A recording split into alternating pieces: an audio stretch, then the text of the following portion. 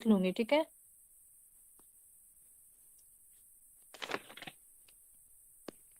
कोई लिख के भेज दीजिए जो भेजा है मैंने अभी, आत्मा शरीर इंद्रिय अर्थ मन दोष जो बताया है, ठीक है। तो रिकॉर्डिंग स्टार्ट हो गई है, हम प्रेयर कर लेते हैं, सभी आंखें बंद कर लेंगे, कमर गर्दन सीधी, मन शांत, लंबा गहरा श्वास लेके ओम की ध्वनि मंत्रोच्चारण, तथा हम क्लास स्टार्ट करेंगे उसके बाद, ठीक है।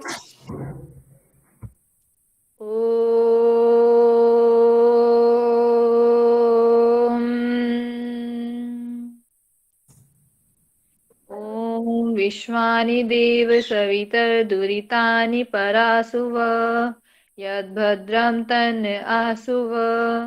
ओम शांति शांति शांति।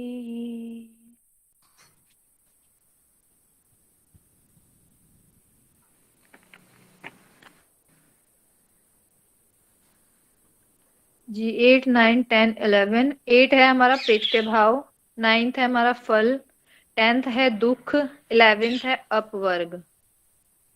एक बार रुकिए, मैं टाइप करके भेज देती हूँ। आत्मा शरीर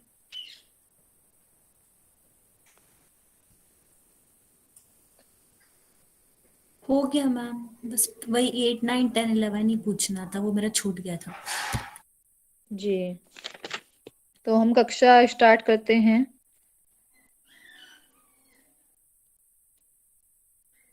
मैम ये 12 प्रमेय से लास्ट में अपवर्ग आएगा, बुद्धि फोर्थ में होगा, ये सीक्वेंस जरूरी नहीं है क्या? यही है सीक्वेंस, मैं कल आपको बताती हूँ किसी बुक में देख के, ठीक है। तो तब तक आप वेट हाँ, कीजिए। आत्मन शरीर इंद्रिय अर्थ बुद्धि मनस प्रवृत्ति प्रेतभाव फल दुख अपवर्ग लास्ट 12th में। बुद्धि, ठीक है।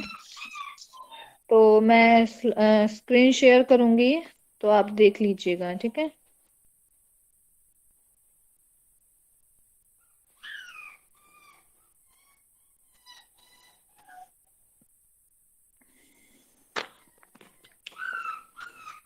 स्क्रीन शेयर हो रही है अभी?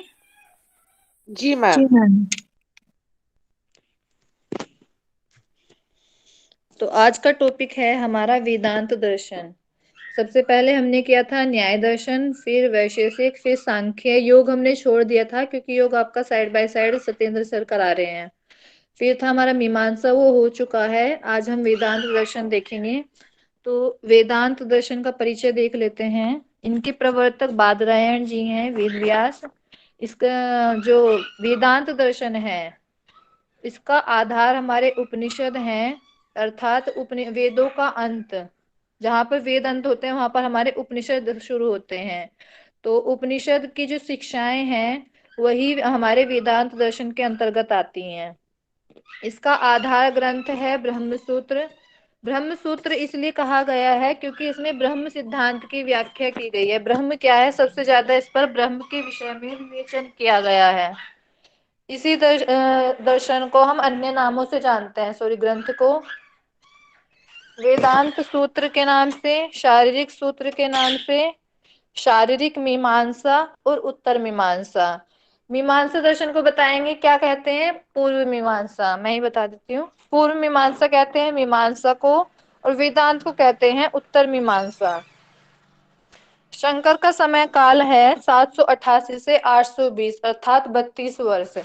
शंकराचार्य जी जो हैं, उनकी 32 वर्ष की आयु में इन्होंने सारे कार्य कर लिए थे। बताया जाता है कि 8 वर्ष की आयु में इन्होंने सभी वेदों का अध्ययन कर लिया था। 16 वर्ष की आयु में ही इन्होंने सभी चीजें कर ली थी, मतलब उपनिषद हो गई, गीता हो गई, और आपके सभी वेद हो गए। इन सब का अध्ययन मनन और स्मरण सब कर लिया था इन्होंने, ठीक है।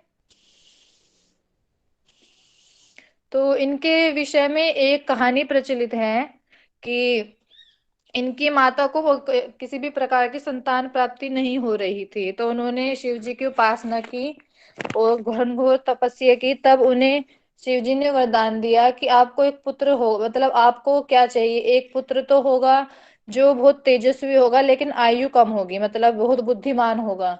और एक पुत्र होगा जिसकी आयु ज्यादा होगी लेकिन उसका बुद्धि बहुत कमजोर होगी, मतलब एक तरह से बोझ की तरह रहेगा आपके ऊपर, मानसिक स्थिति ही नहीं होगी उस पुत्र की। तो उनकी माता ने कहा कम उम्र हो लेकिन बुद्धि तेज हो। तो शंकराचार्य जी का फिर जन्म हुआ, 16 वर्ष की आयु पूर्ण ही हुई। तो उनकी माता ने बताया कि तुम्हारी 16 वर्ष की ही आयु, मतलब उन्हें पता चला कि 16 वर्ष की आयु है और फिर इनकी मृत्यु हो जाएगी। तो इन्होंने फिर से तपस्या की और शिव जी से वरदान मांगा कि जो अगले जन्म की जो आयु है उसमें से मुझे 16 वर्ष और दे दीजिए। तब जाके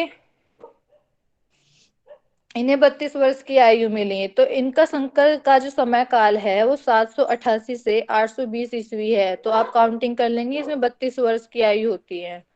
ठीक है। अब इसमें जो ब्रह्म सूत्र हमने देखा है कि आधार ग्रंथ है वेदांत दर्शन का। तो ब्रह्म सूत्र के 4 अध्याय हैं। ठीक है। तो पहले अध्याय में तो ब्रह्म विषयक विचार है कि ब्रह्म क्या है, ब्रह्म के विषय में बताया गया है कि ब्रह्म किस प्रकार का है, ब्रह्म है, और मतलब जगत विचार ये सब किया गया है। पहले अध्याय में ब्रह्म के विषय में जो विचार किया गया है इसमें शंकराचार्य जी ने। और दूसरे अध्याय में जो ब्रह्म की जो विषय में बताया है, तो ब्रह्म है इसकी जो तर्क दिए गए हैं दूसरे अध्याय में, कि तर्क दिए गए, जैसे हमने सत्कार्यवाद में देखा था कि उसमें 5 तर्क दिए गए थे, 5 युक्तियां दी गई थी सत्कार्यवाद को पुष्टि करने के लिए, सत्कार्यवाद को बताने के लिए कि हाँ सत्कार्यवाद होता है। वही सारी है ना मेरी सभी को? Yes ma'am. जी मैम। जी। जी। तो सबसे पहले तो ब्रह्म के विषय में बता दिया, फिर दूसरे में तर्क के द्वारा पुष्टि की कि हाँ ये तर्क है और इससे पुष्टि होता है कि सिद्ध होता है कि ब्रह्म है।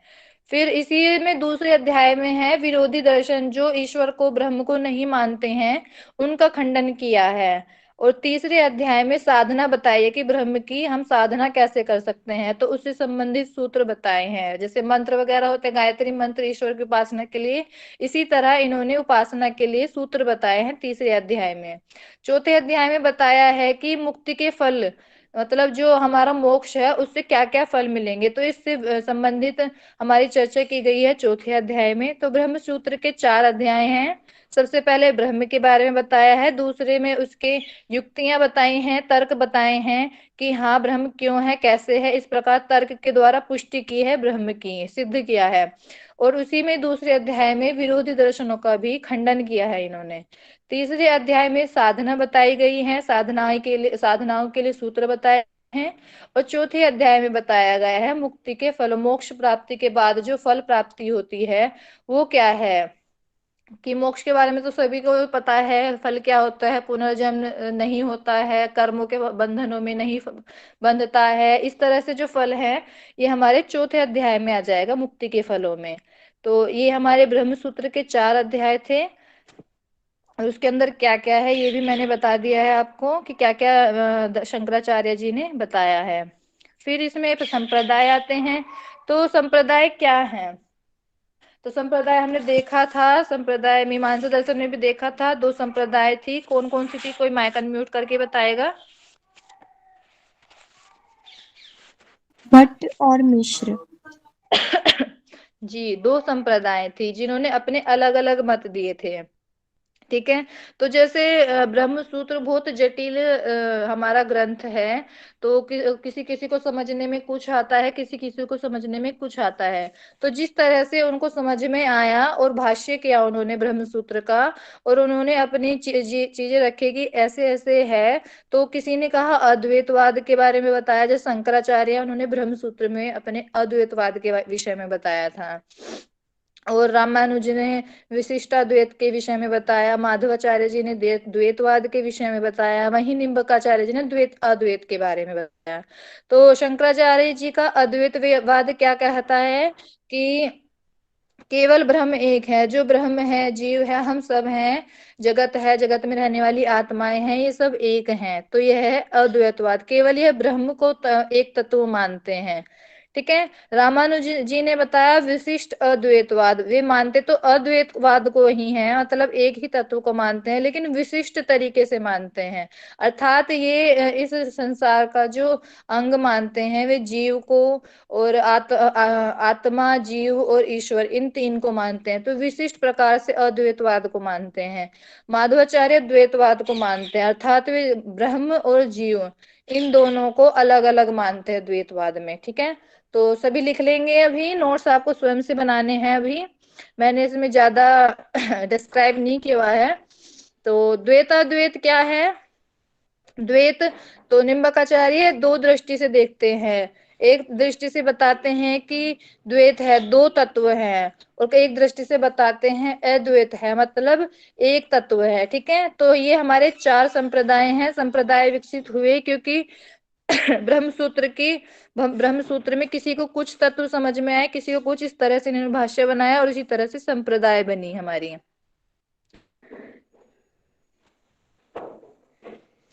तो संप्रदाय और भी हैं हमारे, काफी संप्रदाय वेदांत दर्शन में देखने को मिलते हैं, लेकिन चार संप्रदाय मुख्य हैं। अद्वैतवाद, विशिष्ट, जी विशिष्टाद्वैतवाद का एक बार बता दीजिए। जी, तो ये जो रामानुज जी हैं ये मानते तो अद्वैतवाद को हैं, लेकिन कुछ दृष्टि से बोलते हैं कि ये विशिष्ट अद्वैत है। अर्थात रामानुज जी एक तत्व को भी मानते हैं, ब्रह्म को, लेकिन इस संसार को चलाने के लिए बताते हैं कि तीन तत्व हैं, एक ईश्वर है और आत्मा है और जीव है। ठीक है, ये मानते हैं ईश्वर को, जड़ जगत को और आत्मा को। ईश्वर जो इसे चला रहा है, किसको चला रहा है? जड़ जगत को। किसके द्वारा? आत्मा के द्वारा। ठीक है, ये हो जाते हैं हमारे रामानुज जी का। तो इसमें याद रखेंगे तीन अंग को मानते हैं रामानुज जी, ईश्वर, जड़ जगत, आत्मा। तो इस तरह से अद्वैत तो मानते हैं कि इन सबको भी एक ही तत्व चला रहा है, वो है ब्रह्म। ईश्वर को हम मतलब रामानुज जी ईश्वर को क्या बतलाते हैं? ईश्वर एक तरह से जैसे राज्य होता है, उसको चलाने के लिए एक राजा होता है। ठीक है, तो इसी प्रकार इस जगत को चलाने के लिए ईश्वर है जो यहाँ के कर्म फल वगैरह देखते हैं, और ईश्वर से भी ऊपर एक ब्रह्म है। तो विशिष्ट अद्वैतवाद इसीलिए बोला गया है रामानुज जी के संप्रदाय को। ठीक है, अद्वैतवाद वह होता है शंकर जी का, जो बोलते हैं केवल एक तत्व है, वो है ब्रह्म। द्वैतवाद होता है दो तत्व है, एक वो है ब्रह्म, एक है जीव। इन दोनों को ये अलग अलग मानते हैं माधवाचार्य जी। जैसे हमने देखा था सांख्य दर्शन, सांख्य दर्शन में क्या था? दो तत्व मानते थे, इसलिए उसे द्वैतवादी बोलते थे, प्रकृति और पुरुष। इसी तरह माधवाचार्य जी द्वैतवाद बोलते हैं कि एक ब्रह्म है और एक जीव है। ठीक है, द्वैत अद्वैतवाद होता है जीव द्वैत अद्वैत में दो तत्व भी मानते हैं, और किसी दृष्टि से दो भी नहीं मानते, एक ही मानते हैं। जीव और ब्रह्म किसी दृष्टि से दो मानते हैं निम्बकाचार्य जी, और किसी दृष्टि से केवल एक ही मानते हैं, इसीलिए द्वैत अद्वैत कहा जाता है निम्बकाचार्य जी के संप्रदाय को। ये चारों संप्रदाय सभी को समझ आ गए? क्लियर है? जी मैम। किसी का कोई डाउट हो तो पूछ लीजिए। वो रिपीट कर दीजिए मैडम, वो जीव जगत। जी, जीव मैम जगत अद्वैतवाद रिपीट कर दीजिए प्लीज। जी मैम अद्वैतवाद से रिपीट कर दीजिए प्लीज। जी, ये चारों मैं दोबारा बता देती हूँ। सबसे बोलिए पहले बोलिए, मतलब ये थोड़ा फास्ट हो रहा है आपका, तो राइटिंग जी नहीं कर रहे हैं। जी, अद्वैतवाद क्या है? शंकर जी ने दिया था, ये संप्रदाय में आते हैं वेदांत दर्शन के। तो अद्वैतवाद क्या होता है? जिसमें केवल एक तत्व हो। द्वैत होता है हमारा दो, आ लग गया अर्थात दो नहीं है, तो यह है हमारा अद्वैतवाद। फिर विशिष्टाद्वैतवाद है, रामानुज जी बताते हैं ईश्वर, जड़ जगत एवं आत्मा, इन तीन को अंग मानते हैं इस संसार का। तो इस तरह से ये अद्वैतवाद को मानते हैं। ठीक है, कि ब्रह्म एक ही है, लेकिन इस संसार को उत्पन्न करने के लिए, चलाने के लिए तीन अंगों की आवश्यकता होती है, जो है ईश्वर, जड़ जगत और आत्मा। ईश्वर कौन है? जो इस जगत की उत्पत्ति करते हैं और आत्मा के द्वारा ये चलाया जाता है। तो ये हमारा विशिष्ट अद्वैतवाद है। द्वैतवाद है जिसमें डुअलिज्म, दो तत्व हों। तो माधवाचार्य जी दो तत्वों को मानते हैं, ब्रह्म को और जीव। जीव अर्थात आत्मा, जीव यहाँ पे बोला जाता है, आत्मा को याद रखेंगे। ब्रह्म को और आत्मा को अलग अलग मानते हैं माधवाचार्य जी। और द्वैत अद्वैतवाद निम्बकाचार्य जी एक दृष्टि से दो तत्व मानते हैं, ब्रह्म और जीव, और एक दृष्टि से मानते हैं केवल ब्रह्म को। तो यहाँ पर हम अभी आज देखेंगे केवल अद्वैतवाद, जो शंकराचार्य जी का है। ठीक है, तो ये क्लियर हो गया होगा आपका चारों संप्रदाय। अब आगे देखते हैं सत्ताएं।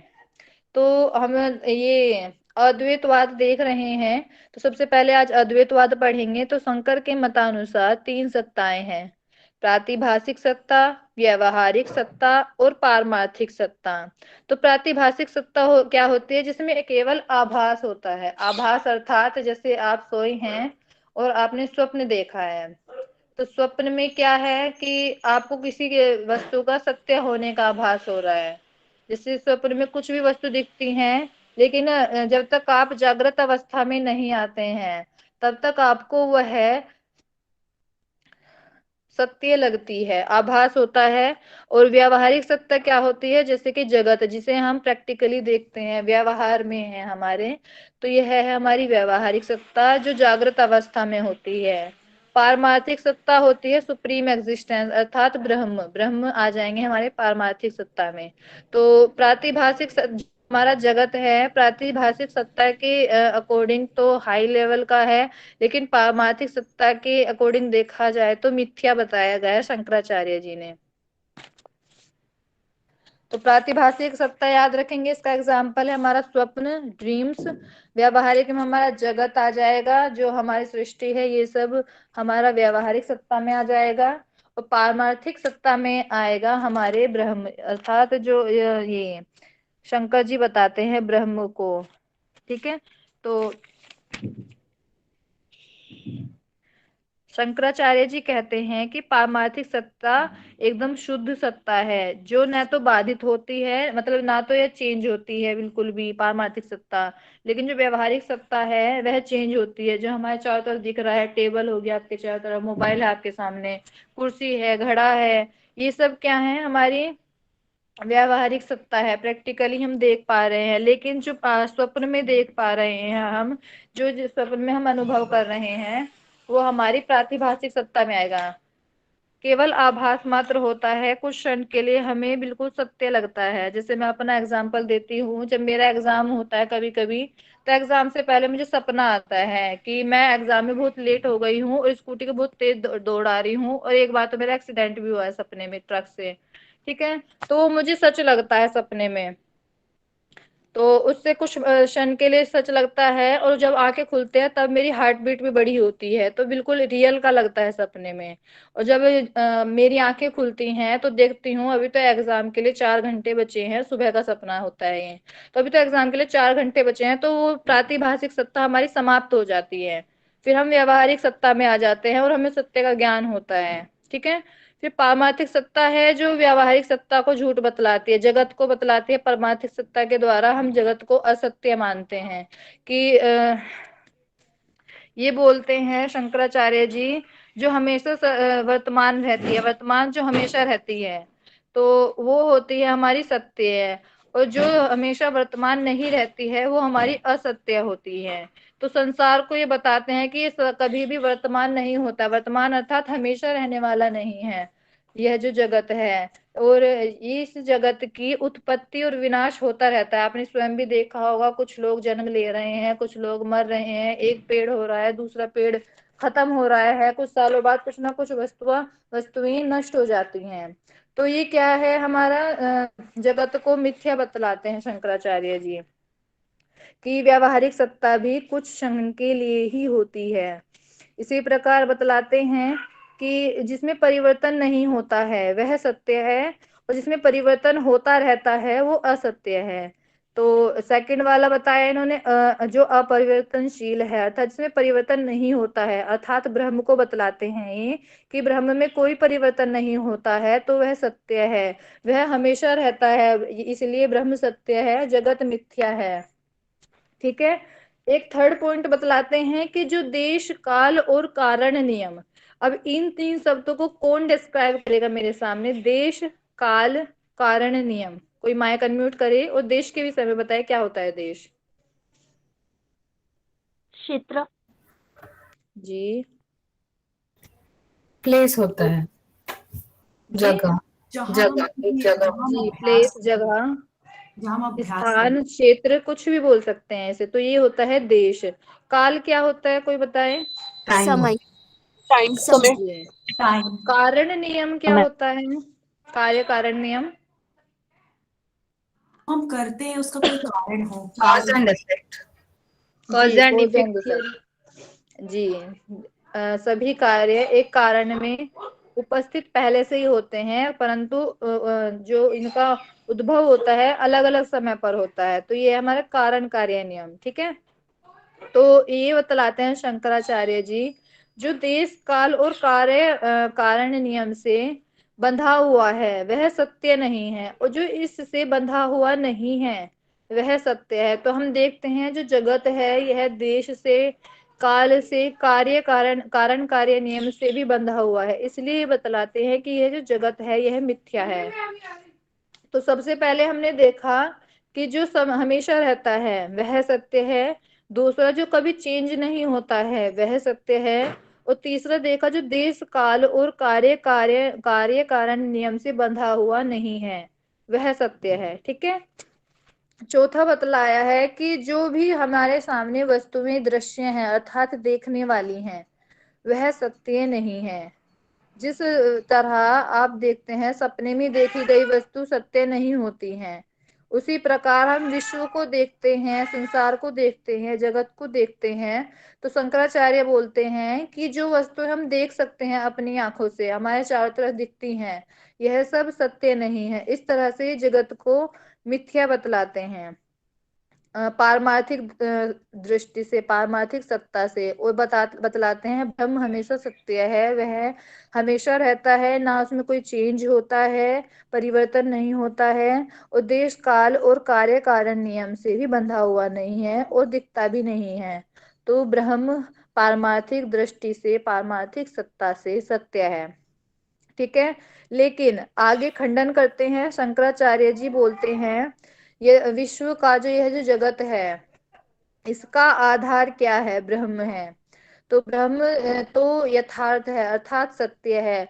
तो जो आधार सत्य है उसका जो है जगत असत्य नहीं है।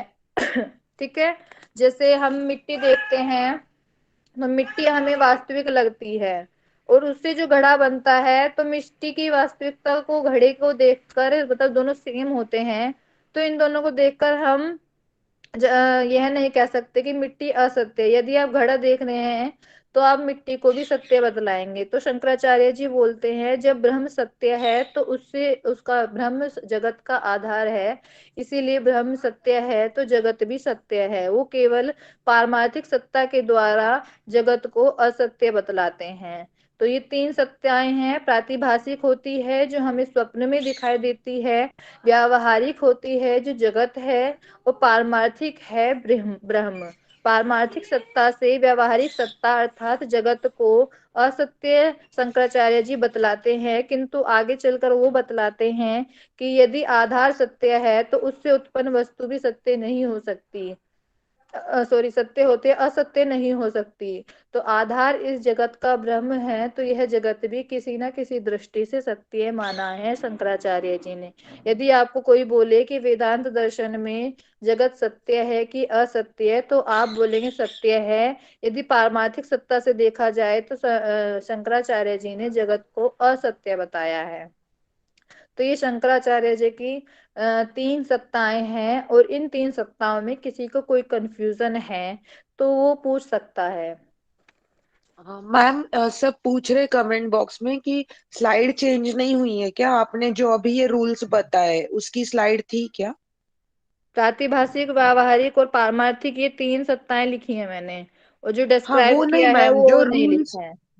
अच्छा अच्छा, जी लोगों को कंफ्यूजन हो गया। जी, मैंने बोला नोट्स आपको बनाने हैं, मैं केवल डिस्क्राइब करूंगी, ठीक है। जी मैम। जी, तो मैम आगे जो देखते। मैम वो जो ब्रह्म के लिए चार जो युक्ति दिए शंकराचार्य जी ने, जी, एक तो है जो ब्रह्म सत्य है और वो बदलता सर्वदा नहीं है रहता है। इसलिए सत्य है, जी सर्वदा जी रहता है। और जी तीसरा आभास किसी क्षण के लिए वो जो देश काल और कार्य कारण नियम से जो बंधा है, वो सत्य नहीं है। और जी चौथा होता है कि जो देखने वाली है वो सत्य नहीं है। तो सेकंड में जी आपने और एक पॉइंट कुछ बोले थे, मैं भूल गई। जी, सबसे पहला है जो सर्वदा वर्तमान रहे, वो सर्वदा सत्य है। वर्तमान। जी, सेकंड है जो अपरिवर्तनशील है, वह सत्य है। यस। तीसरा है जो देश काल और कारण नियम से बंधा नहीं है, वह सत्य है। तीसरा है यस। जो वस्तु दृश्य है, वह सत्य नहीं है, अर्थात जो वस्तुएं अदृश्य है वह सत्य है। थैंक लिख लिया आपने? यू। यस, थैंक जी, किसी को कोई और डाउट है इन तीनों सत्ताओं में की समझ में ना आई हो, समझ से बाहर हो? मैम मैम लास्ट वो वाला भी तो आपने जी लास्ट वाला देश काल कारण से बंधा नहीं है वो सत्य है, उसके बाद जी, का। उसके बाद है जो अदृश्य वस्तुएं हैं, जो दृश्य है वह सत्य नहीं है, और जो दृश्य है वह सत्य है। मैम जो देश काल और क्या बोले, कारण कार्य नियम। कारण कार्य इससे बंधा नहीं है वो सत्य, ये तो ठीक है। लेकिन जो अपरिवर्तनशील है, तो ये दोनों सेम ही हुआ ना, मतलब अपरिवर्तनशील देश काल और कार्य कारण से ही होंगे ना, ये जी, दोनों बस अलग वो है, अलग। दृष्टि अलग अलग है, एग्जाम्पल अलग अलग है, दृष्टि एक ही है। अब आप देखेंगे सब जो सदा वर्तमान है तो सदा हमेशा एक जैसा है। तो मतलब फर्स्ट वाला जो बताया मैंने कि जो सदा वर्तमान है, जो हमेशा एक जैसा है, कि अर्थात जिसमें परिवर्तन ना हो। और दूसरे वाले में बता दें हमने जिसमें परिवर्तन ना हो। तीसरे में बता दे देश काल कार्य कारण नियम, और चौथे में बताया दृश्य। तो तीन जो है स्टार्टिंग के वो सेम ही लगेंगे। जिसे मैंने सत्कार्यवाद में बतलाया था, दृष्टि एक ही है, केवल एग्जाम्पल्स अलग अलग है। हमने देखा था वहां पे कि असत अकरणात उपादान ग्रहणात सर्व संभव अभावात सर्व संभव अभावात। इसके बाद क्या था, सक्त शक्तस्य से सक, हाँ, सक्त से शक्य करणात भावात सत्कार्यम, ठीक है। तो ये हमने 5 युक्तियां देखी थी। असत सॉरी सत असत करणात मतलब असत से सत उत्पन्न नहीं हो सकता, मतलब इन सब से जो है युक्तियां हमने देखी थी, सभी सेम ही हैं, ठीक है। युक्तियां अलग अलग हैं लेकिन हमारी दृष्टि सेम है। इसी तरह हम यहाँ पे देखते हैं कि युक्तियां सेम, मतलब युक्तियां थोड़ी सी अलग हैं, लेकिन दृष्टि जो हम देखना चाह रहे हैं, बताना चाह रहे हैं कि जगत मिथ्या है, जगत सत्य नहीं है। इसका रिजल्ट केवल एक है, जगत सत्य नहीं है, जगत असत्य है। लेकिन उसके लिए जो युक्तियां दी गई हैं, थोड़ी सी सिमिलरिटीज हैं स्टार्टिंग के 2 या 3 में, लेकिन इनको इन्होंने अलग अलग बतलाया है, ठीक है। ठीक है। जी, और किसी का कोई ma'am. Question? Ma'am ma'am last में जो आपने अभी बता रहे हैं तो ब्रह्म सत्य है, तो उससे उत्पन्न जो है वो भी सत्य ही है, तो जगत जी, सत्य तो है। वो बतलाते हैं, जगत को मिथ्या नहीं बताते हैं, ये पारमार्थिक सत्ता से बतलाते हैं कि जगत असत्य है, जो हमने थर्ड वाली बताई है पारमार्थिक सत्ता, ठीक है। तो इसके द्वारा बतलाते हैं जगत सत्य नहीं है। लेकिन शंकराचार्य जी अपने स्वयं के एक पॉइंट रखते हैं बाद में कि जब आधार सत्य है तो हमारा जो उससे उत्पन्न कार्य है वह भी सत्य होगा। तो ये कौन सा सत्ता के ऊपर प्रतिष्ठित है, जैसे कि ये वो पारमार्थिक सत्ता सत्ताओं है में नहीं और ये आएगा, वो सत्ता, जी वो सत्ता नहीं है। अच्छा। जी मैम ये क्वेश्चन मैम कैसे करेंगे एग्जाम मैम में जैसे इसको हो सकते हैं व्यवहारिक रूप में बोल सकते हैं। जी इसमें नहीं नहीं, व्यावहारिक में नहीं बोल सकते, ये वो अलग पॉइंट है। केवल हम यहाँ सत्ताओं के अभ्यास पे देखा जाए, यदि क्वेश्चन बनेगा तो आपको मैचिंग में दे सकते हैं कि प्रातिभाषिक को स्वप्न से मैच कर देंगे, व्यावहारिक को जगत से मैच कर देंगे, पारमार्थिक को ब्रह्म से मैच कर देंगे। बाकी इसमें क्वेश्चंस तो बहुत कम ही बनते हैं, ठीक है। केवल ऐसे हो सकता है, मतलब घुमा के क्वेश्चंस बनते हैं, उसका मुझे कुछ आइडिया नहीं है। जैसे मैंने मीमांसा दर्शन वाला बताया था अनुमान का, उसका क्वेश्चन मेरे पास है स्क्रीनशॉट, मैं आपको शेयर करती हूँ, एक मिनट रुकिएगा।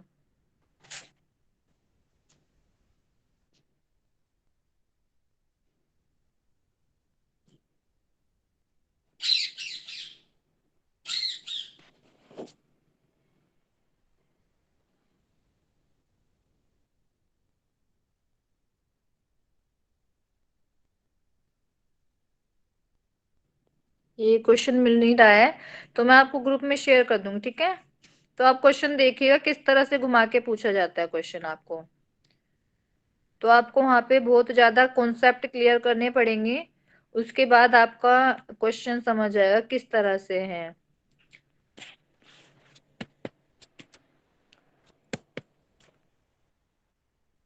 मैडम इनकी सीक्वेंस भी आ जाती है क्या लगवाने की, जो आपने 3 सप्ताह बताई? जी सीक्वेंस आ सकती हैं, बिल्कुल सीक्वेंस आ सकती है, मैचिंग आ सकती है, एक सत्य है एक गलत है, कथन में भी आ जाता है।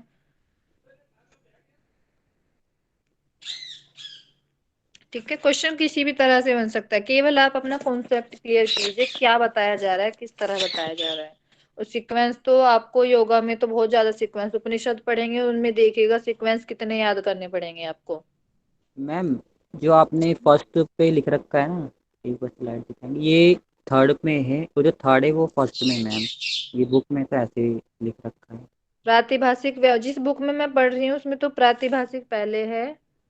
मैम मैंने भारतीय दर्शन की रूपरेखा प्रोफेसर हरेंद्र प्रसाद सिन्हा जी की निकाली मैम, तभी नहीं, मैं पूछ पेज रहा नंबर 216 में देखिएगा, ये पहले प्रातिभाषिक बताया है, फिर व्यावहारिक, फिर पारमार्थिक।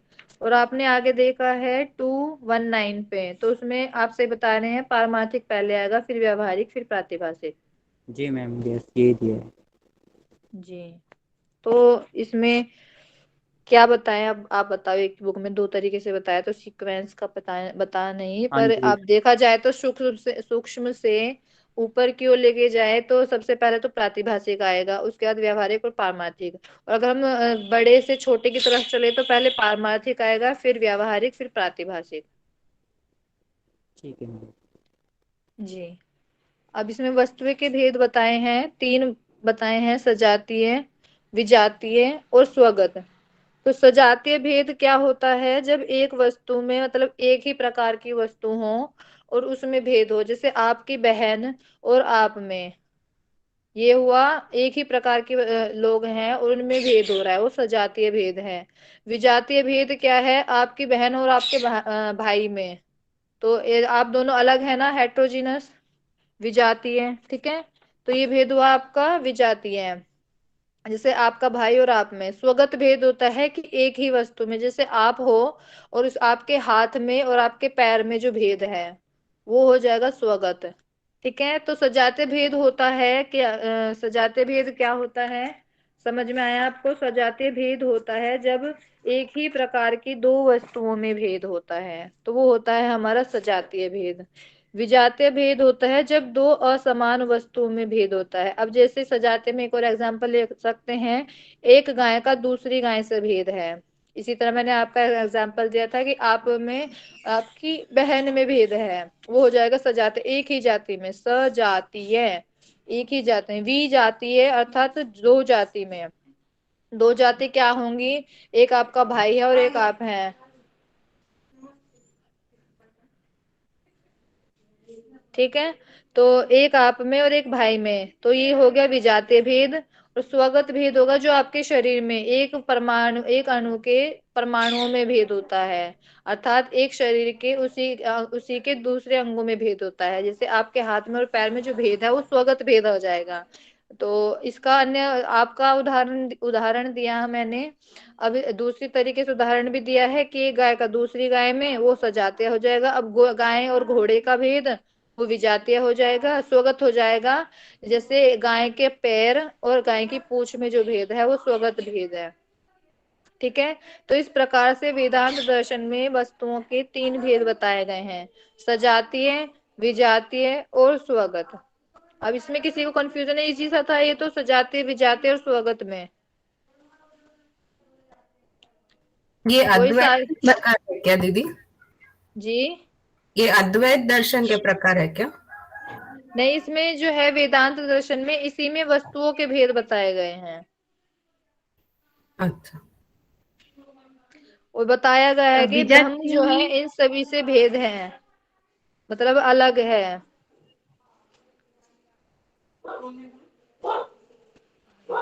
बाहर जा।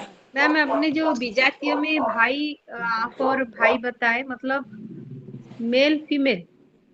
जी, 2 जाति हो गई ना, मेल और फीमेल।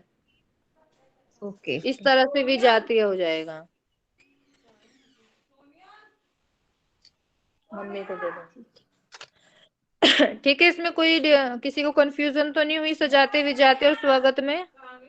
इसमें डेफिनेशन लिख लेंगे सभी। सजातीय का हो जाएगा एक ही प्रकार की वस्तुओं के बीच जो भेद होता है। विजातीय में लिख लेंगे जब 2 असमान वस्तुओं में भेद होता है।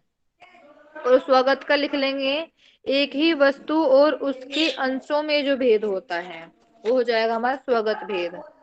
ठीक है, सभी ने लिख लिया?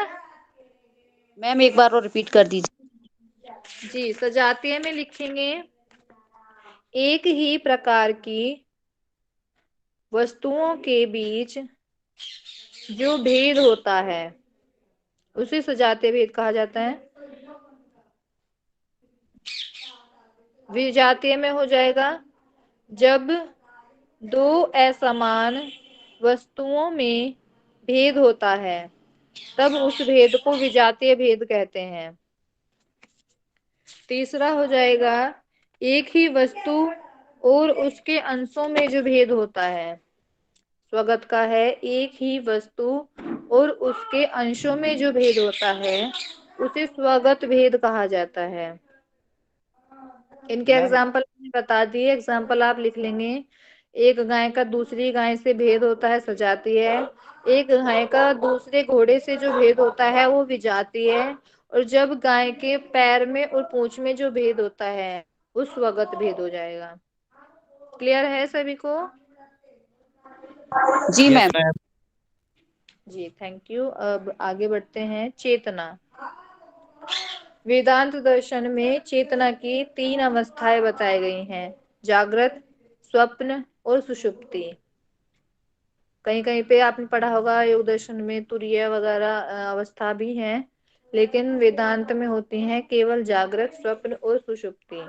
जागृत होती है जो हम अभी जगे हुए हैं, आप पढ़ रहे हैं, ये आपकी जागृत अवस्था है। आप थक जाएंगे, सो जाएंगे और आपको सपने आएंगे, वो आपकी स्वप्न अवस्था है। सुषुप्ति अवस्था एक डिफरेंट टाइप है, ना तो ये सोने की अवस्था है और ना ही जागने की, ये बीच की अवस्था है, जिससे आपको अनुभव होता है कि आप अच्छे से सोए या आपको अच्छी सी नींद नहीं। आप सोए तो हैं लेकिन आपको अच्छी नींद नहीं आई, आपकी नींद पूरी नहीं, उठने के बाद आपको बहुत ही थकान सी महसूस हो रही है, तो आप बोलेंगे आज अच्छी नींद नहीं आई। और आप सो के उठे और आपको लग रहा है वाह कितनी अच्छी नींद आई है, आपका मन एकदम फ्रेश है, माइंड एकदम फ्रेश है, तो आप बोलेंगे कि मेरा मुझे बहुत अच्छी नींद आई। उस नींद का जो आभास है वो सुसुप्ति अवस्था के द्वारा होता है। तो यह चेतना की अवस्था का जो आपको जो आवश्यकता क्यों पड़ी इसमें शंकराचार्य जी के वेदांत दर्शन में, वो बतलाते हैं आत्मा चैतन्य स्वरूप है। और इन तीनों अवस्थाओं में चैतन्य की आवश्यकता होती है, इसलिए वे आत्म तत्व को सत्य बतलाते हैं जागृत अवस्था, स्वप्न अवस्था और सुसुप्ति अवस्था के द्वारा प्रूफ करते हैं कि आत्मा एक चैतन्य स्वरूप है। समझ आया आपको? तीनों अवस्थाएं चेतना की, जागृत, स्वप्न और सुषुप्ति। इसमें कोई डाउट है तो पूछ सकते हैं आप। हम सुसुप्ति और एक बार बोलिए। जी, सुषुप्ति अवस्था क्या है? जब आप सो के उठते हैं, मतलब ये एक जो आपको आभास कराए कि ना तो आप जागे हुए हो ना सोए हुए हो, उसके जो बीच की अवस्था को आभास कराए, वो सुषुप्ति अवस्था है। ठीक है, तो सुषुप्ति अवस्था में आप अच्छे से सोए और सुबह उठकर बोले कि आज बहुत अच्छी नींद आई थी। जो अच्छी और बुरी नींद का जो आभास कराया जाता है, वो सुषुप्ति अवस्था के द्वारा कराया जाता है। जागृत अवस्था जो आप जाग रखे हैं, उसके द्वारा जो आपको आभास कराया जाए, स्वप्न जो सपने में आपको आभास कराए चीजों का, वो स्वप्न अवस्था है। सुषुप्ति अवस्था वो है जो इन दोनों के बीच की अवस्था को आपको आभास कराए।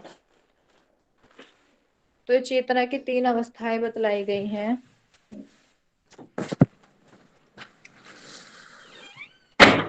इसमें अब किसी को डाउट है तो कोई पूछ सकता है। वैसे तीनों अवस्थाएं इजी सी थी, इसमें कुछ हार्ड नहीं है समझने के लिए।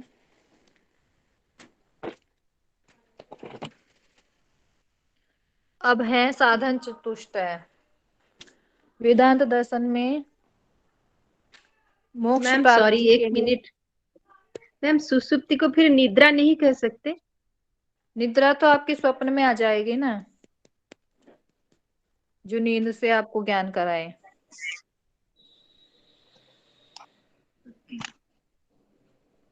सुसुप्ति इन दोनों के बीच की अवस्था है, जागृत की और स्वप्न की। ठीक है, जैसे हमने पीछे एक टॉपिक पढ़ा था, कौन सा था याद नहीं आ रहा है मुझे, उसमें भी सेम चीज आई थी।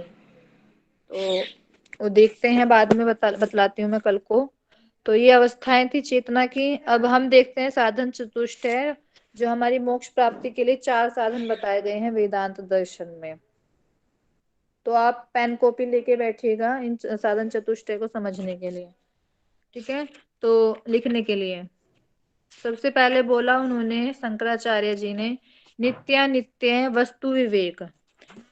तो इसमें क्या है, साधक को नित्य और अनित्य वस्तुओं में भेद करने का विवेक होना चाहिए। लिख लेंगे सभी।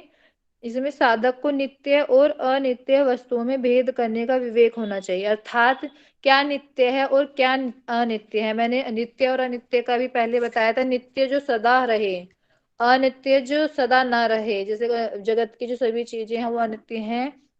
नित्य अनित्य मैंने शब्द में बताया था मीमांसा दर्शन में, कि शब्द नित्य हैं और उसके न्याय दर्शन के अनुसार शब्द अनित्य हैं। याद आया होगा आपको सभी को। तो नित्य अनित्य का कॉन्सेप्ट मैंने तब समझाया था। तो नित्य उसे बोला गया है जिसका ना तो उत्पत्ति हो और ना ही विनाश हो, वो होता है हमारा नित्य। अनित्य होता है जिसकी उत्पत्ति भी हो और जिसका विनाश भी हो। तो नित्य क्या है, हमारा ब्रह्म है, और अनित्य क्या है, हमारा जगत है। तो इसी में बताया गया है, शंकराचार्य जी ने बताया है कि नित्य और अनित्य का ज्ञान होना चाहिए, आपको विवेक होना चाहिए। तो ये फर्स्ट वाला साधन चतुष्टय में फर्स्ट साधन है नित्य अनित्य वस्तु विवेक। सेकंड है हमारा यह भूतार्थ भोग विराग। ठीक है, तो इसमें क्या है बताया है इन्होंने, लौकिक और परलौकिक भोगों की कामना का परित्याग करना चाहिए। लौकिक अर्थात जो संसार में जो आपको भोग मिल रहे हैं और जो स्वर्ग में आपको भोग मिलेंगे, उन सब की जो है कामना का आपको त्याग कर देना चाहिए। यही हमारा सेकंड वाला, लौकिक और परलौकिक भोगों की कामना का परित्याग कर देना चाहिए साधक को। तो सेकंड वाला आपको समझ आया। लौकिक अर्थात ये जो संसार में मिलने वाले भोग हैं, और अलौकिक परलौकिक क्या है, जो स्वर्ग में आपको सोचते हैं कि हम अच्छे कर्म कर लेते हैं तो स्वर्ग मिलेगा, बुरे कर्म करेंगे तो नरक मिलेगा। तो इन सब भोगों की जो कामना है आपको छोड़ देनी चाहिए, तभी आपको मोक्ष की प्राप्ति मिलेगी। सबसे पहले बताया नित्य और अनित्य में आपको ज्ञान होना चाहिए, क्या नित्य है और क्या अनित्य है। दूसरा बताया आपको भोगों से विराग हो जाना चाहिए, जो यहाँ पे मिल रहे हैं पृथ्वी लोक में और जो आपको परलोक में मिलेंगे, दोनों को आपको विराग कर देना चाहिए। तीसरा बताया शम दम आदि, जो हमारी 6 क्या है, षट संपत्ति है जी, षट संपत्ति है, इन सभी का हमें दमन करना चाहिए। ठीक है, इन सबको जैसे शम में बताया है आपको मन का संयम करना चाहिए, दम में बताया है इंद्रियों का नियंत्रण करना चाहिए, और जो हमारे वेद श्रुति ये सब हैं इन सब में आपको श्रद्धा करनी चाहिए। तो इन जो हमारे शास्त्र हैं, वेद हैं, उपनिषद हैं, इन सब में श्रद्धा करनी चाहिए। फिर समाधान बताया है कि चित्त का ज्ञान के साधन में लगाने को समाधान बताया है। उपरति है विक्षेपकारी कार्यों से विरत होने को। उपरति अर्थात जो आपको साधना में लगने से रोके। अब आप साधना कर रहे हैं और आपको कुछ ऐसे कार्य हैं जो साधना में लगने से रोक रहे हैं, उन सभी को दूर कर देना उपरति कहा है। तितिक्षा कहा है सर्दी गर्मी जो सहन करें। तितिक्षा है सर्दी को गर्मी को किसी भी प्रकार का आपका मौसम है उसके असहन का अभ्यास तितिक्षा कहलाता है। एक बार मैं रिपीट कर देती हूँ। शम दम जो षट संपत्ति है इसको अपनाने को कहा गया है। शम में कहा गया है, शम क्या होता है? मन का संयम। आपको जो मन है उसको संयम बनाना रखना आना चाहिए। कितना ही अच्छा हो रहा हो या कितना ही बुरा हो रहा हो, उन सब को आपको उन सब में आपको संयम रखना चाहिए। है आपका शम। दम क्या है? इंद्रियां, जो आपकी पंच कर्मेंद्रियां, पंच ज्ञानेंद्रियां हैं और मन है, इन सभी को आपको नियंत्रण में करना चाहिए, विषयों की ओर ना भागे। यह है आपका दम। ये कोमा लगा लेंगे दम और श्रद्धा में, ठीक है। तो दम हो गया आपका इंद्रियों पर नियंत्रण होना चाहिए। श्रद्धा हो गए जो भी आपके शास्त्र हैं, जैसे वेद हैं, उपनिषद हैं, श्रुतियां हैं, इन सभी में, और गीता है, ये सभी में आपको श्रद्धा रखनी होगी। समाधान है जो चित्त है, जो ज्ञान का साधन है। जैसे चित्त है आपका, इसको आपको ज्ञान ग्रहण करना है, तो ज्ञान ग्रहण करने के लिए साधन जो है, साधन में लगे रहने को समाधान कहते हैं। ज्ञान अर्जन के साधन में लगे रहने को समाधान कहा गया है। तो चित्त का ज्ञान के साधन में लगाना होता है समाधान। उपरति क्या है? विक्षेपकारी कार्यों से विरत होने को उपरति कहा है। विक्षेपकारी कार्य अर्थात जो आपको साधना में लगाने से रोकें। जैसे बाधक तत्व हैं, तो बाधक तत्व की तरह ही जो आपको बाधक तत्व क्या है? योग साधना में लगने से रोकते हैं। तो इसी तरह उपरति है, उपरति में क्या कहा है? बाधक तत्वों से दूर हो जाना है, विक्षेपकारी कार्यों से विरत होना है। विक्षेपकारी जो आपके ध्यान में लगने से भटकाए, उन सभी कार्यों से आपको दूर हो जाना, विरत अर्थात दूर हो जाना है, वो है आपकी उपरति। तितिक्षा क्या है? सर्दी गर्मी सहन करने का अभ्यास। तो ये हमारे षट संपत्ति है। और फोर्थ है हमारा मुमुक्षुत्वम। मुमुक्षुत्वम क्या है? साधक को मोक्ष प्राप्त करने का दृढ़ संकल्प होना चाहिए। मुमुक्षुत्वम दृढ़ संकल्प, मोक्ष प्राप्ति के लिए दृढ़ संकल्प है हमारा मुमुक्षुत्वम। तो ये 4 साधन बताए गए हैं जिन्हें वेदांत दर्शन में साधन चतुष्टय बोलते हैं। सबसे पहले है नित्य वस्तु विवेक, दूसरा है इहा भूतरार्थ भोग विराग, तीसरा है शम दम आदि साधन संपत्ति, चौथा है मुमुक्षुत्वम। ये लिख लेंगे पूरा, शम दम आदि साधन संपत्ति, ठीक है, साधन संपत्ति। तो सबसे पहले है नित्य और अनित्य में आपको ज्ञान होना चाहिए, क्या नित्य है क्या अनित्य है। दूसरा है आपको जो इस लोक में और परलोक में भोग हैं उनकी कामना आपको छोड़ देनी चाहिए। तीसरा है जो शम दम आदि जो सठ संपत्ति है इन सभी को अपनाना चाहिए। चौथा है मोक्ष की प्राप्ति के लिए दृढ़ इच्छा होनी चाहिए। तो इसमें किसी को कंफ्यूजन नहीं है ना साधन चतुष्टय में? मैम एक बार ये जो लास्ट आपने बोला था तितिक्षा, वो एक्सप्लेन कर दीजिए। तितिक्षा है आपका सर्दी गर्मी में जो सहन करने का अभ्यास है, वो आपका तितिक्षा है। साधक कैसा होता है? आपने देखे होंगे ऋषि मुनि, या फिर आप रामदेव जी को ही देख लीजिए। आपने देखा होगा एक लाल रंग के वस्त्र में रहते हैं केवल, वो ऑरेंज भगवा रंग के। तो वो क्या है? सर्दी गर्मी सहन करने की उन्होंने अभ्यास कर लिया है। या फिर आपने पहले जमाने के देखे होंगे ऋषि मुनि जो केवल एक वस्त्र में रहते थे, आज भी हैं ऐसे जिन्होंने अभ्यास कर लिया है। ठीक है, वो है हमारा तितिक्षा, सर्दी गर्मी में रहने का अभ्यास कर लेना। अब मैम इसमें किसी तितिक्षा का मतलब गर्मी सर्दी सहन करना ही है, या फिर ऐसे भी बोल सकते हैं कि द्वंद्व को सहन करना?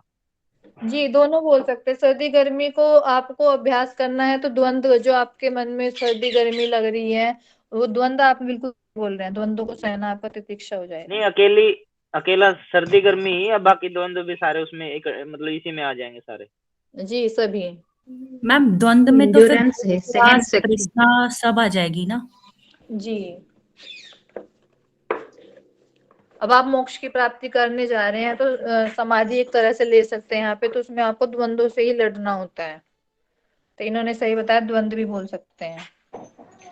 अब इसमें कोई कंफ्यूजन है किसी को साधन चतुष्टय में, और कुछ कंफ्यूजन या कोई आप अपना देना चाहते हैं? रह गया मेरा। जी श्रद्धा। जी श्रद्धा वही है, अपने जो शास्त्र हैं या फिर कुछ भी हैं इन सबको सत्य मानना, इन सब में श्रद्धा रखना, वही है श्रद्धा, सत्य मानना। अब आपको ईश्वर में श्रद्धा है, आप उन्हें सत्य मानते हैं, तो श्रद्धा वही है सत्य मानना। जो शास्त्र हैं वो सत्य है, जैसे कुछ दर्शन है वेद को सत्य नहीं मानते हैं तो वे नास्तिक में आते हैं तो इसी तरह ये बताते हैं जो हमारे शास्त्र हैं उनमें श्रद्धा रखनी चाहिए, उन्हें सत्य मानना चाहिए। ठीक है, आगे बढ़े। इसमें किसी को कुछ डाउट है? मैम आज के लिए बस इतना ही रहने दीजिए, बहुत कंफ्यूजिंग हो जा रहा है, बहुत पहली बार पढ़ रहे हैं। ये लास्ट है, एक बार इसे देख लीजिए, फिर कल मैं रिपीट करा दूंगी ये। ठीक है, तो पंचीकरण देख लेते हैं। जो वेदांत दर्शन में शंकराचार्य जी हैं उन्होंने सृष्टि का निर्माण पंचीकरण अवधारणा से बताया है, कि जो पंचीकरण अवधारणा है उसी से इस सृष्टि का निर्माण हुआ है। तो इन्होंने बताया है कि 5 स्थूल भूतों का निर्माण 5 सूक्ष्म भूतों का 5 प्रकार से संयोग। तो इसमें मैं समझाती हूँ ये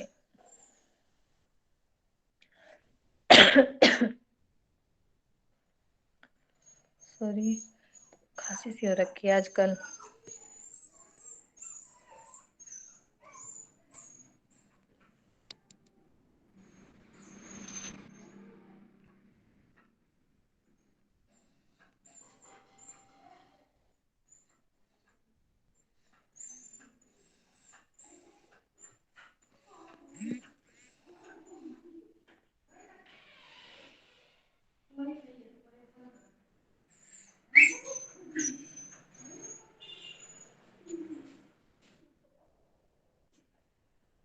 ये पेन ही नहीं मिल रहा है मुझे आजकल।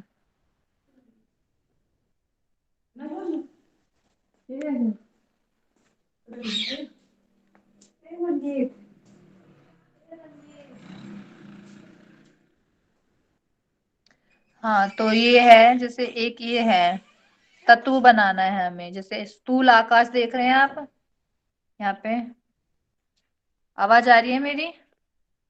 जी। स्क्रीन शेयर हो रही है? जी हाँ। जो मैं कर आधा रही हूँ हो तो रही है। जी, तो जैसे स्थूल आकाश है तो हमें ये एक तत्व बनाना है हमें इसको, स्थूल आकाश का। तो आप इसे डिवाइड कर देंगे 2 पार्ट्स में, तो इसके एक पार्ट में आ जाएगा 1/2 आकाश, उसी तत्व का हाफ आ जाएगा। ठीक है, ये है हमारा स्काई। और बाकी के हम देख लेते हैं, ये हाफ पार्ट है बाकी का, इतना ये दिख रहा होगा आपको। ठीक है, ये हाफ पार्ट है, अब इसे हम 4 पार्ट्स में डिवाइड कर देते हैं इसी हाफ को, तो ये कितना हो गया 1/8। ठीक है, तो इसी तरह से ये हमारा जो स्थूल आकाश है इसको बनाने के लिए हमें 5 तत्वों की आवश्यकता होती है जिन्हें सूक्ष्म बोलते हैं। ठीक है, तो इन 5 सूक्ष्म इस प्रकार के संयोग से हमारा स्थूल आकाश बनता है। इसी प्रकार आप देख लेंगे स्थूल स्थूल वायु का, तो स्थूल वायु में क्या है, यहाँ पे एस की जगह हम एयर कर देंगे, एयर। तो इस जो हमारा बाकी का हाफ है इसे हाफ कर देंगे तो 1/8 1/8 1/8 1/8। इस तरह से हमारे पांचों जो स्थूल तत्व हैं। ठीक है, आपको समझ आया सभी को किस तरह से बन रहा है हमारा ये पंचीकरण, किस तरह से हो रहा है? मैम ये सूक्ष्म और स्थूल समझ में नहीं आया। जी, जैसे आप अपने सामने देख पाते हैं, आप इतनी सारी वस्तुएं बन रही हैं, तो ये हमारे स्थूल तत्वों के द्वारा बनी है। तो ये बतलाते हैं शंकराचार्य जी, इन स्थूल तत्वों के पहले सूक्ष्म तत्व होते हैं। जैसे सूक्ष्म आकाश हो गया, सूक्ष्म वायु, सूक्ष्म अग्नि, सूक्ष्म जल, सूक्ष्म पृथ्वी। इन तरह के इन पांचों तत्वों के अलग तरीके से संयोग से, अब आपने पीछे देखा होगा कि सांख्य दर्शन में हमने चार्ट देखा था किस तरह से एक एक तत्व बन रहे हैं, लेकिन इन्होंने पंचीकरण सिद्धांत दिया कि ये जो तत्व है पंच मात्रा से पंच महाभूत बनते हैं। ठीक है, हमने सांख्य दर्शन में देखा था, लेकिन वेदांत दर्शन में बतलाया है कि स्थूल तत्व होते हैं वे सूक्ष्म तत्वों के द्वारा बनते हैं। जो हमारा स्थूल आकाश, स्थूल भूत है, इस सूक्ष्म आकाश, सूक्ष्म वायु, सूक्ष्म अग्नि, सूक्ष्म जल, सूक्ष्म पृथ्वी। ठीक है, इन पांचों के संयोग से अलग, इसमें हाफ तो आकाश ही रहेगा, बाकी का जो हाफ है 1/8 1/8 अन्य चार तत्व होंगे। इसी तरह स्थूल वायु है, हाफ तो सूक्ष्म वायु होगी, बाकी के चार तत्व सूक्ष्म होंगे। ठीक है, ये जो हमारे बतला रही हूं मैं, ये जो तत्व है ये हमारे सूक्ष्म है और ये हमारे स्थूल है। अब इन सूक्ष्म तत्वों के द्वारा हमारे स्थूल बनते हैं। अब वो किस तरह से बनते हैं, हमारे पंचीकरण सिद्धांत से बनते हैं। पंचीकरण सिद्धांत क्या है, एक तत्व आधी क्वांटिटी में लेंगे, और जो दूसरा तत्व है वो हम उसका हाफ हाफ कर लेंगे। तो मैंने डायग्राम से बताया आपको, ये गोल है, एक तत्व है स्थूल आकाश का, तो स्थूल आकाश में से हाफ तो हो गया आपका आकाश हो गया, और बाकी हाफ को भी हम डिवाइड कर देंगे 4 पार्ट्स में, 1/8 1/8। ठीक है, तो 1/8 वायु ले लेंगे, 1/8 अग्नि ले लेंगे, 1/8 जल ले लेंगे, और 1/8 पृथ्वी ले लेंगे। इस तरह से आपका एक स्थूल आकाश बन जाएगा। और इसी तरह आपका हमने देखा वायु का, वायु का में क्या है, एक स्थूल वायु बनानी है, उसमें से हाफ लेंगे वायु, बाकी चार बाकी के तत्व हो जाएंगे, आकाश, अग्नि, जल, पृथ्वी। ठीक है, इस तरह से इन्होंने पंचीकरण सिद्धांत बताया है कि पांच तत्वों के इस प्रकार के संयोग से, जिसमें हम ले रहे हैं हाफ वही एलिमेंट ले रहे हैं, और बाकी के चार 1/8 क्वांटिटी में ले रहे हैं, इस तरह से आपका एक स्थूल आकाश बनता है। इसी तरह स्थूल वायु बनती है, इसी तरह स्थूल अग्नि, स्थूल जल, स्थूल पृथ्वी, इन पांच सूक्ष्म तत्वों से बनती है। तो ये पंचीकरण इजी सा है, केवल इतना है कि किस तरह से बनेगा, ये स्थूल है और ये सूक्ष्म है, तो सूक्ष्म तत्वों से हमारा स्थूल तत्व बनता है। और वो किस तरह बनता है, हाफ हम ये लेंगे और बाकी 1/8 बाकी के चार तत्व ले लेंगे। ये आपका सिंपल सा पंचीकरण सिद्धांत है। इसमें अब तो कोई कंफ्यूजन नहीं लग रही आपको? नहीं मैम, गॉट इट। नहीं मैम, क्लियर है। बिल्कुल क्लियर है ना आपको? स्थूल तत्व हमारे सूक्ष्म तत्वों से बना है, और उसमें से हाफ आप एक उसी का हाफ पार्ट ले लेंगे, और बाकी का 1/8 अन्य तत्व का ले लेंगे। बहुत इजी है वेदांत दर्शन, बस वो है कि थोड़ा शब्दों से है, कि शब्द बहुत हार्ड हार्ड लग रहे होंगे आपको, जैसे प्रातिभाषिक, व्यावहारिक, पारमार्थिक, सजातीय, विजातीय, स्वगत, जागृत, स्वप्न, सुषुप्ति, और ये चार हैं, इसमें तो हार्ड है, संस्कृत है पूरी। ये है पंचीकरण सिद्धांत, कि जो हमारे पांच मैम स्थूल तत्व हैं। क्वेश्चन है वो आप पीडीएफ डाल देंगे ग्रुप में? इसके वेदांत दर्शन के हाँ हाँ क्वेश्चंस? हाँ क्वेश्चंस। हाँ क्वेश्चन, एक क्वेश्चन था जो फर्स्ट पेपर में आया था, मीमांसा दर्शन और न्याय दर्शन का कंपैरेटिव करके जो घुमाया हुआ था क्वेश्चन, तो वो क्वेश्चन भेजने के लिए बोल रही थी मैं। वही क्वेश्चन की बात कर रही हैं आप? हाँ मैम वही क्वेश्चन। जी वो क्वेश्चन, जी जी, तो ये आपका आज वेदांत दर्शन कंप्लीट हो गया। इसमें केवल हमारा शंकराचार्य के द्वारा ही देखा जाता है, शंकराचार्य का ही मेन होता है। फिर दूसरा होता है रामानुज जी का, तो देखती हूँ रामानुज जी का आपका इतना इम्पोर्टेंट तो है नहीं, ये वाला रामानुज जी का जो है इसमें केवल शंकराचार्य का मेन होता है, प्रधान इसे बोलते हैं संप्रदाय को, प्रधान जो है शंकराचार्य जी का, ये अद्वैत, इसे पढ़ लीजिए आप, बहुत है, काफी है आपके नेट के लिए। बाकी चार मैंने कभी नहीं पढ़े, विशिष्ट अद्वैत मैं पढ़ा सकती हूँ, अगर आपको पढ़ना है तो बताइए, पढ़ाना है? नहीं मैम, मैम जो जी इम्पोर्टेंट है वही पढ़ा दीजिए। जी, इसकी आवश्यकता भी नहीं है, जितना मैं पढ़ा रही हूँ वो भी आपके लिए काफी है। मतलब मैं एक्स्ट्रा ही पढ़ा रही हूँ। तो आज आपका वेदांत दर्शन कंप्लीट होता है। कल हम चारवाक और उसके साथ एको दर्शन ले लेंगे, क्योंकि चारवाक में ज्यादा कुछ नहीं है, बहुत छोटा सा दर्शन है। तो आपके संडे को भी मैं क्लास ले लूंगी, ठीक है। तो कल हमारा चारवाक और बोध या जैन में से कोई सा एक हो जाएगा, और संडे में लास्ट हो जाएगी क्लास। उसके बाद फिर क्विज कंडक्ट करेंगे हम, ठीक है। तो क्विज बताइए, मंडे में ठीक रहेगी? यस नहीं मैम। मैम, जल्दी हो जाएगा ना, थोड़ा प्रिपरेशन के लिए टाइम दीजिए। मैम मंडे को चाहिए। नहीं, प्रिपरेशन का टाइम ठीक है, दे देती हूँ। तो मैं बताऊंगी आपको किस टाइम लेती हूँ मैं क्विज, ठीक है। क्विज का टाइमिंग मैं बता दूंगी, मंडे में नहीं रहेगा, दूसरे दिन रहेगा। Okay ma'am, thank you. Thank you ma'am, नमस्ते। जी नमस्ते। एक बार मैं क्वेश्चन आंसर कर लूं, समझ आया आपको? तैयार हैं थोड़ा सा क्वेश्चन आंसर के लिए? जी यस मैम। मैम। जी, तो सबसे पहले बताएंगे संप्रदाय कौन कौन से पढ़े आज हमने? हैंड रेज करेंगे। सुबोध जी बताइए।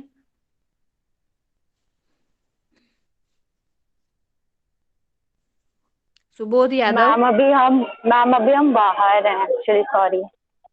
जी मैम, हैंड डाउन कर लीजिए, फिर ये कंफ्यूजन हो जाता है। कुंज जी बताइए।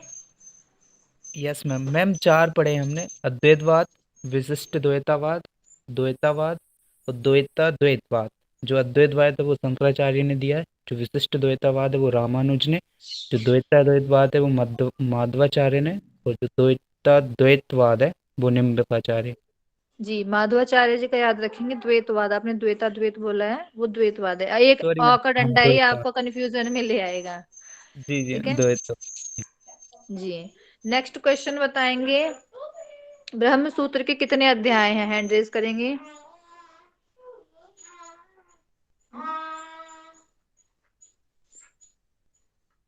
जी, ब्रह्म सूत्र के अध्याय बताइए। पूजा गौर जी बताइए। 4 अध्याय।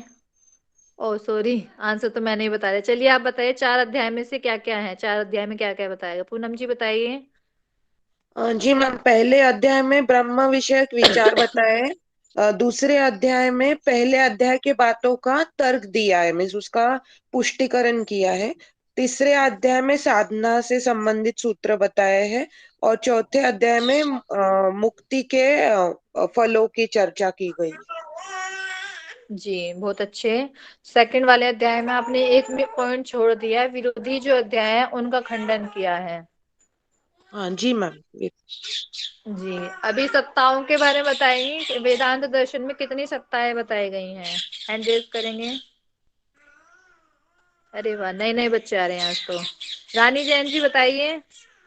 मैम 3 सत्ताएं दी हुई हैं, प्रतिभाषिक सत्ता, व्यावहारिक सत्ता और पारमार्थिक सत्ता। जी, सोनिया शाह जी बताइए, प्रातिभाषिक सत्ता कौन सी होती है?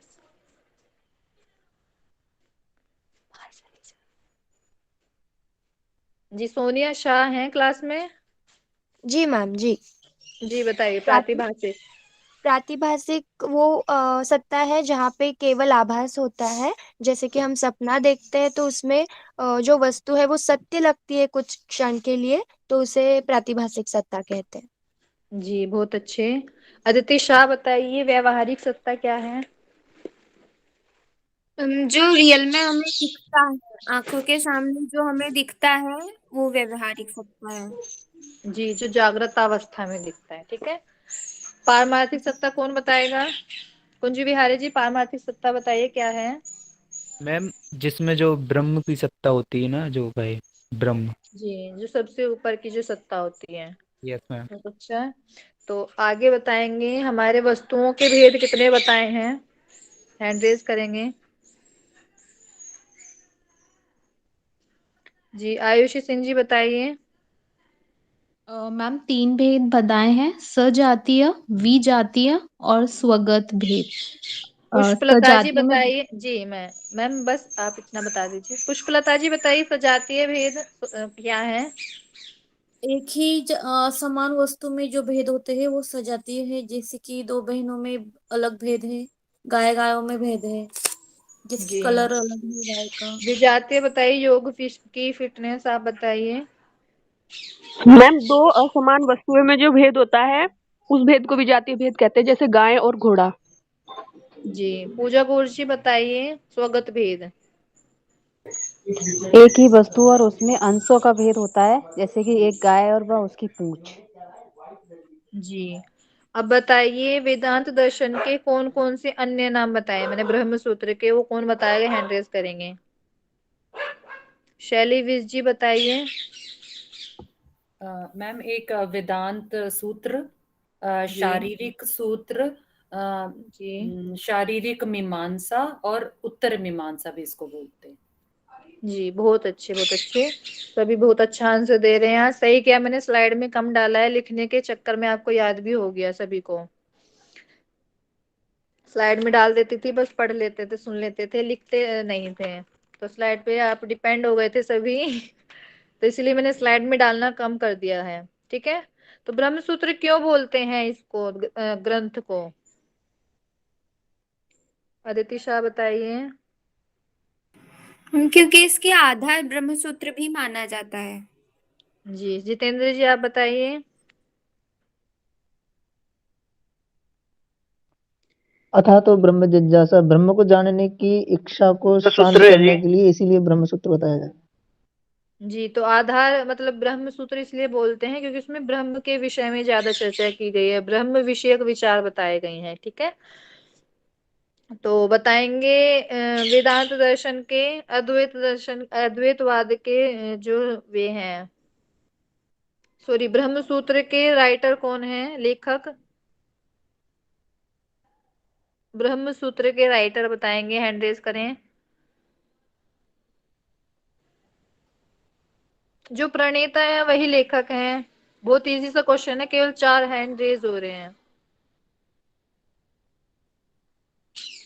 जितेंद्र कुमार शर्मा जी बताइए। आचार्य आदि शंकराचार्य। नहीं, बादरायण वेद व्यास जी, ब्रह्म सूत्र के लेखक। ठीक है, शंकराचार्य जी तो अद्वैतवाद के हैं। ठीक है, याद रखेंगे सभी।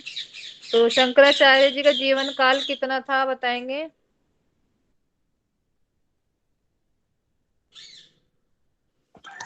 मैम। 32 साल। जी यस 32 मैडम। साल बहुत अच्छे। तो लगभग हमारा एक कंप्लीट होता है, बस लास्ट बताइए पंचीकरण किस किस को समझ आया और कौन बता सकता है अपने शब्दों में।